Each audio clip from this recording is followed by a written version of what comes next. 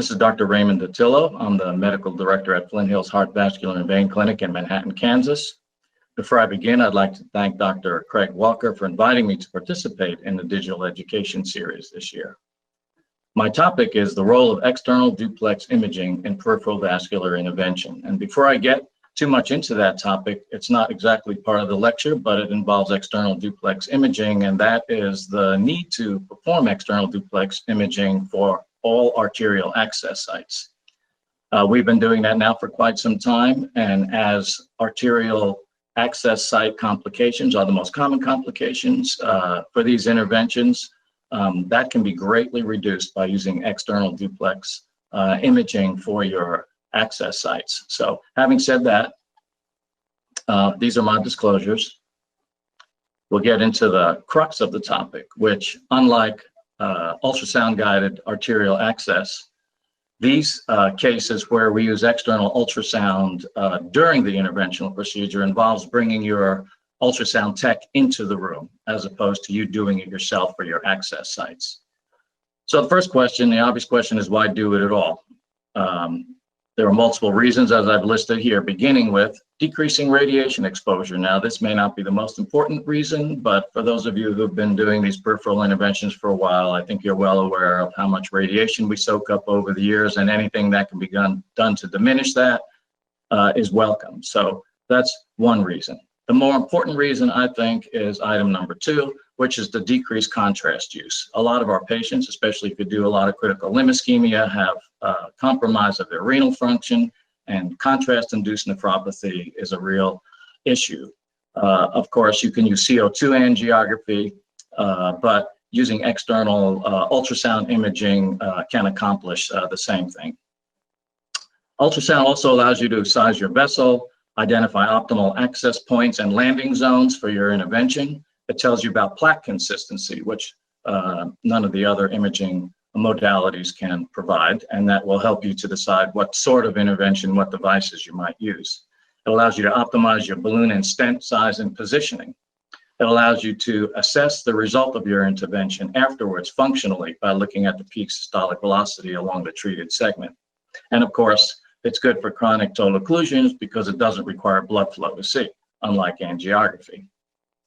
We know that when you have a CTO, that oftentimes the proximal cap, which you have to penetrate, is convex in shape. And so when you try to pass your guide wire, oftentimes it will go in a subintimal path. And once in a subintimal path, it stays there. And when you get to the point of reconstitution, often down in the popliteal artery, now you have to get back into the true lumen.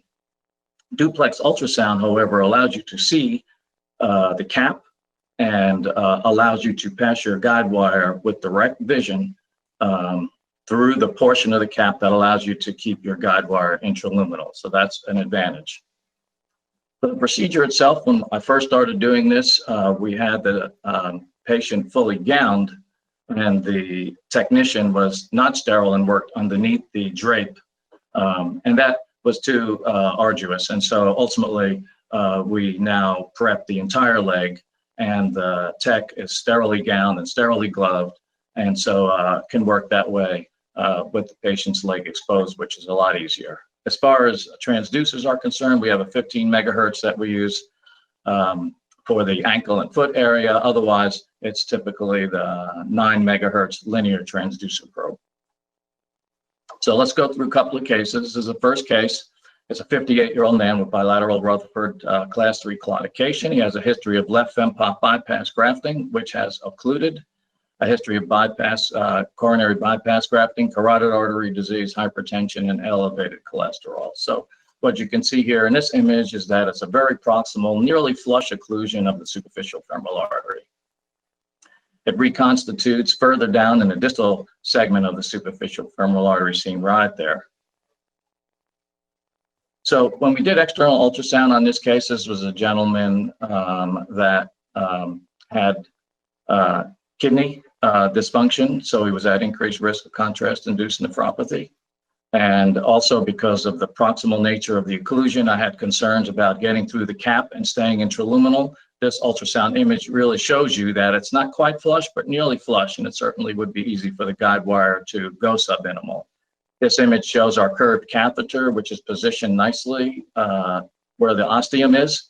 And this is the live image of the ultrasound that shows the guide wire being intraluminal, staying intraluminal, and continuing on down the vessel until we get to this point where it's hitting some hard plaque there.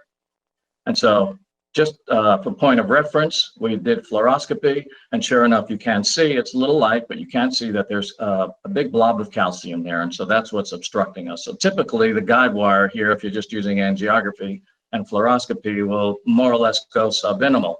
But because we have this ultrasound imaging, I can manipulate my curved catheter into a position that then allows me to keep the guide wire intraluminal. And so there we go. We have the guide wire through, and we're advancing the catheter through. And then we get down to the bottom in the popliteal artery, and as you can see, we're intraluminal as we had hoped. Because of what we saw on the external ultrasound, that being calcium at that point of just above the point of reconstitution, I chose to use orbital atherectomy in this case. That's the location there on fluoroscopy, which you can see. When you spin a device, interesting imaging, you can see the oscillations there, but that's the orbital atherectomy device doing its job inside the vessel. Here you can see some plaque that's kind of blowing in the breeze here, which is common. We just don't see that because we don't do ultrasound, and this is the balloon inflating inside the artery. So again, there's the plaque, which sometimes embolizes unbeknownst to us, and there's the balloon inflating. And that's what that looks like on fluoroscopy. So we don't have a very good result in the proximal section. The rest of it looked pretty decent. So what we decided to do was stent there. So this is the stent that's being deployed, which you can see very nicely also on external ultrasound. And using the external ultrasound allows you to really position this very precisely. So this is a different discussion, I think, but I'll just mention it briefly here. So when you look at this, you'll know what I had in mind. So as you can see here on the left side of the screen, the stent where the red arrow is, right here, protrudes into the distal part of the common femoral artery. So some people would like to end the stent right here, which is the origin of the superficial femoral artery. And I get why they would do that, but my experience in doing that is that the stent is not well deployed at that origin of the SFA. And as long as the profunda femoris origin is not compromised by plaque, I have found better patency, both for the superficial femoral artery and the profunda femoris, if you bring the stent just a little bit into the common femoral and cover the profunda femoris. So I'll just leave it at that. And maybe a topic for another occasion. So that's the result on angiography. Now, we don't have to do angiography because we have the ultrasound imaging, but I did that just for demonstration purposes. As we do the external ultrasound and duplex imaging, looking at velocities down the vessel we just treated, in this distal segment here, you can see there's high velocity of about 220 centimeters per second. So going back here, again, just demonstrating what we see angiographically to correlate with that, there is a significant narrowing there of at least 50%. We just went ahead and ballooned that again and got a good final result. In this second case I'd like to show, this is an 81-year-old woman with diabetes, hypertension, elevated cholesterol. She's had this ulcer on the great toe that you see there in the image for about a year. She's been treated at the wound clinic, a local wound clinic for about a year, and even got 30 treatments of hyperbaric oxygen therapy without resolution of the wound. She had previously underwent 3 unsuccessful attempts at revascularization at another institution, and then she came to us. So on the angiogram, you can see that there's a total occlusion of the popliteal artery there in its mid portion. You have some geniculate vessels, which then reconstitute the perineal artery right here.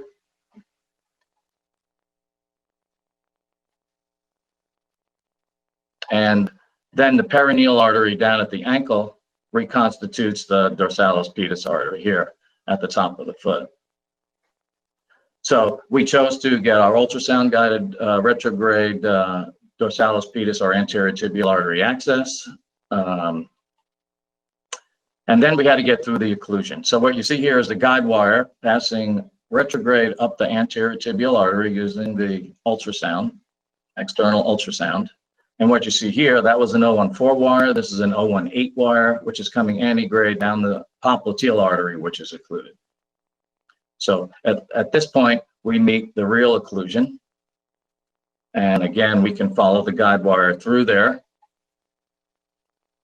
Now, we're coming above, still from above, and we meet the entry into the anterior tibial artery. So initially we were subintimal. That's what this is showing here.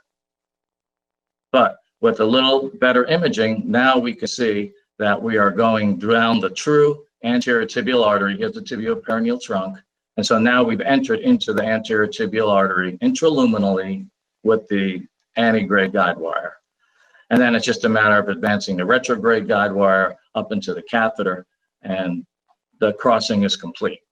So what we did here, because of some calcium that we saw on the ultrasound, was orbital atherectomy, followed by balloon angioplasty, and then stenting here of the distal popliteal artery.